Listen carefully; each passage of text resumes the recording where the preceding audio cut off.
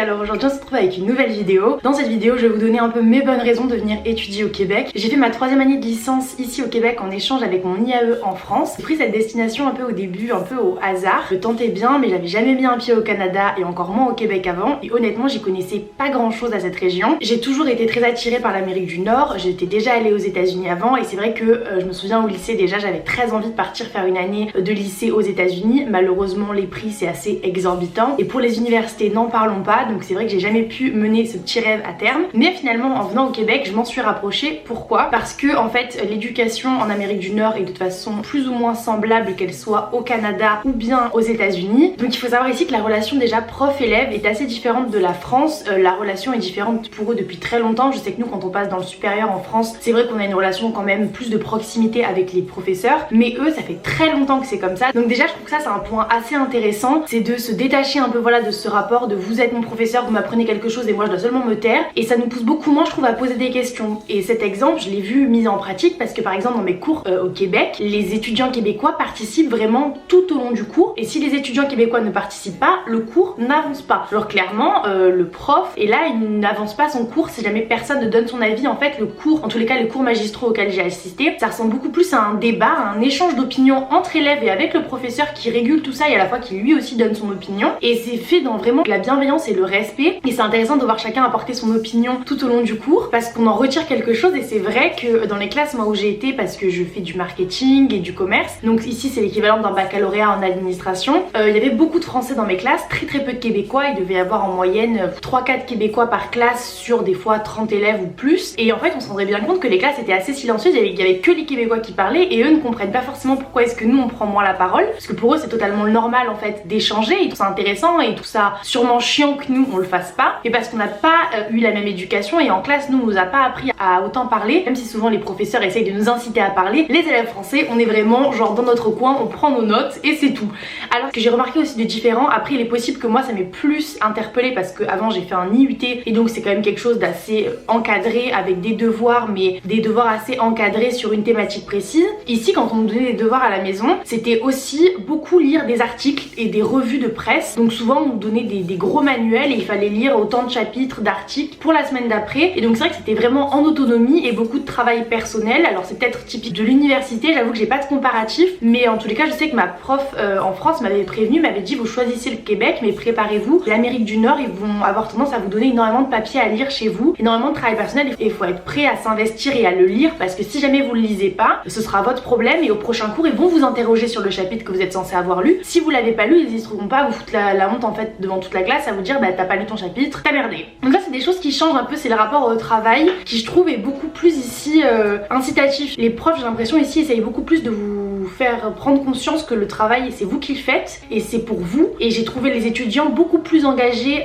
dans leurs devoirs, et j'ai pas vu trop d'étudiants québécois en mode flemme de faire un devoir quand il y a un devoir de groupe ou quoi. Je les trouve de façon globale beaucoup plus investis dans leurs études et ils les prennent beaucoup plus au sérieux, peut-être aussi parce qu'ils les payent. L'université ici est payante, même si c'est pas exorbitant le prix qu'ils payent une année à l'université, ils le payent. Et je sais qu'aussi beaucoup d'entre eux ont beaucoup de jobs étudiants à côté, ils ont pas du tout que l'université, parce que l'université ici les cours c'est 15 heures par semaine à peu près, donc très peu. Beaucoup ont des emplois, des fois ils ont 2-3 emplois étudiants à côté qui cumulent, et donc quand ils viennent à l'université ils viennent pour apprendre des choses, pour avoir un diplôme, pour ensuite avoir un meilleur travail, et du coup je trouve que c'est vraiment une mentalité différente. Ensuite pour continuer le comparatif avec les États-Unis un peu, les campus sont vraiment à l'américaine ici. Pourquoi? Parce que tout simplement les élèves paient leurs frais de scolarité et du coup l'université a sûrement aussi beaucoup plus de moyens que les universités françaises, mais c'est vrai que les campus ici font vraiment rêver. J'ai visité le campus de Laval, le campus d'HEC, de l'UDEM à Montréal. C'est vrai que c'est des complexes sportifs immenses avec des piscines olympiques, enfin ça n'a rien à voir les complexes sportifs ici, les autres bâtiments avec les universités françaises, ça fait vraiment rêver. Il y a aussi beaucoup d'associations, c'est vrai que la vie associative ici est beaucoup plus présente que ce que j'ai pu voir en France. Une fois de plus moi j'étais en IUT, donc j'étais pas dans une école de commerce ou d'ingé où je sais que là-bas les vies étudiantes sont plus présentes, mais ici ça m'a fait plaisir d'être à la fac, de pouvoir me mettre dans différentes associations. Il y a des clubs d'impro, des clubs de théâtre, des clubs de photographie, il y a des clubs pour aller faire du ski, enfin il y a un peu de tout. Toutes les semaines il y avait un peu des choses sur le campus qui étaient présentes, des associations qui étaient là, des salons avec des professionnels, il y avait des friperies qui s'installaient dans ma fac, il y avait des patinoires qui s'installaient dans ma fac parce que c'était l'hiver, il y avait le snow jam, donc c'est des gens qui font des figures de ski dans ma fac, enfin c'était un truc assez fou. Programme, donc c'est-à-dire moi je suis en administration, il y a les programmes de chimie, les médecins et tout ça. Tous ces programmes là s'affrontaient lors de 2 semaines, il y avait une semaine, je crois c'était en novembre, et une semaine qui était prévue en mars où tous les programmes s'affrontent, toute une semaine avec des thèmes, des équipes, des mascottes, donc c'est quand même vachement cool et ça donne vraiment de la vie au campus. Ce qui est cool aussi je trouve au Québec, c'est que c'est vraiment une culture et une mentalité totalement différente de celle de la France. Alors oui, il y a beaucoup d'expatriés français, la langue parlée c'est le français, mais la culture au Québec est très différente. Je pense qu'il faut venir pour s'en rendre compte. C'est vrai qu'il y a un genre de stéréotype qui dit que les Québécois sont hyper gentils, très souriants, très good vibe, très bonne humeur, et moi j'ai pu que le voir et l'apprécier tout au long de l'année. Alors évidemment tous les Québécois ne se trimballent pas avec une banane toute la journée, chacun a son caractère, mais globalement ça respire, je sais pas, la bonne humeur dans cette région, même dans les parties anglophones, même si je pense qu'il y a des différences évidemment avec les parties anglophones. C'est quand même le Québec une très bonne destination, et le Canada en général je vous le conseillerais parce que c'est magnifique. Ça c'est mon autre point, c'est que c'est une région magnifique le Québec. Alors voilà, comme je vous dis, j'ai pas pu visiter toutes les régions du Canada, même si je suis allée un peu en Ontario, mais franchement le Québec c'est très vaste et très beau par la diversité des paysages. Ils ont vraiment des super beaux parcs, il y a vraiment des randos à aller faire avec des points de vue mais magnifiques, et j'exagère pas, vraiment ça m'a bluffé. Je sais que l'automne au Canada c'est vraiment un truc de ouf, je crois que j'ai jamais vu une saison aussi belle, il y a vraiment tout qui change et toutes les couleurs sont hyper vives, donc si vous avez l'occasion de venir, bah venez. L'hiver c'est un sacré d'elle aussi, il fait super froid mais on s'y fait. Bizarrement je pensais pas, moi je viens du sud de la France donc j'avais un petit peu peur du choc thermique, et on s'y fait. Je vous dis pas que ça m'a pas choqué, il y avait des jours vraiment je me disais mais mon dieu pourquoi il fait moins 30, mais on s'y fait, et ça a aussi son charme l'hiver. Là ça me fait bizarre, bientôt en mai et tout commence à fondre et c'est très bizarre. Québec c'est une région, si jamais vous venez pas y étudier, venez au moins faire un road trip en été, en hiver, au printemps, quand vous voulez. C'est vraiment une région à venir voir parce qu'il y a vraiment des petites pépites et ça vaut le coup. Je conseille ça parce que si jamais vous cherchez une destination pour faire une année de césure, une année d'échange ou partir par vous-même, c'est une super destination et vraiment pas à écarter parce que vous allez vous en prendre plein la gueule,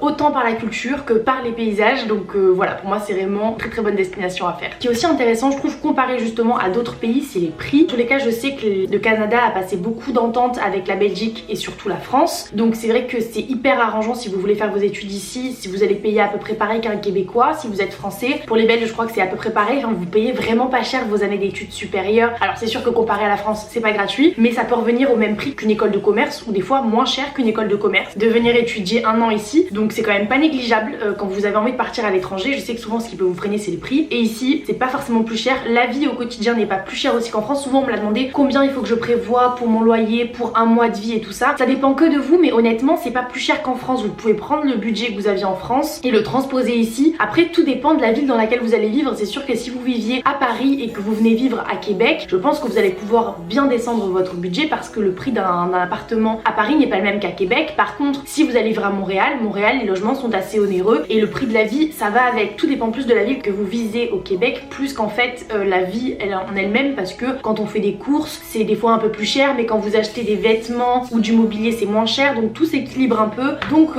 voilà, faut savoir aussi, je le rappelle, que du coup le dollar canadien est dévalué comparé à l'euro. Ce qui est aussi hyper cool et à ne pas négliger non plus quand vous venez au Québec, c'est la langue. Alors je sais que vous êtes aussi beaucoup à être confus, à ne pas comprendre si au Québec ils parlent français ou anglais. Au Québec ils parlent français, la langue officielle c'est français, ils sont obligés sur tout leur packaging de tout écrire en français, donc il y a carrément des lois là-dessus. Donc voilà, si vous venez au Québec et vous avez envie de devenir bilingue anglais, c'est pas la bonne destination, on va être honnête. Mais si jamais vous vivez dans des grandes villes comme Montréal, c'est des villes très multiculturelles, il y a des gens qui parlent espagnol comme des gens qui parlent anglais. Après il y a vraiment beaucoup de gens qui parlent anglais, on va pas se le cacher. Donc à Montréal je vous dirais, tu vas pas forcément devenir bilingue, mais si tu vis à Montréal il y a moyen que tu chopes quelques trucs en anglais parce qu'il y a beaucoup d'anglophones là-bas en fait. Mais si vous voulez vraiment devenir bilingue, il y a plein d'autres destinations pour parler anglais, et d'autres destinations par exemple au Canada, parce que toutes les autres régions parlent anglais. Si jamais le Canada vous tente quand même parce que les paysages sont magnifiques, c'est valable pour tout le Canada, vous pouvez aller dans une autre région. Sinon il y a plein d'autres destinations, je sais en général avec les Erasmus ou les Duety, pour partir ailleurs et améliorer votre anglais. Voilà, mais je pense que moi j'ai fait à peu près le tour de toutes mes bonnes raisons pour venir étudier au Canada. Si jamais t'as des questions, n'hésite pas à les poser en commentaire ou à venir me les poser en DM sur Instagram, j'essaye d'y répondre au maximum. Pas à t'abonner à la chaîne, c'est vrai que ça me fait hyper plaisir, on a passé les 10 000 abonnés il y a pas longtemps. Toujours plaisir de voir qu'on est de plus en plus nombreux, donc n'hésite pas à t'abonner si c'est pas déjà fait. Et nous on se dit bientôt avec une nouvelle vidéo.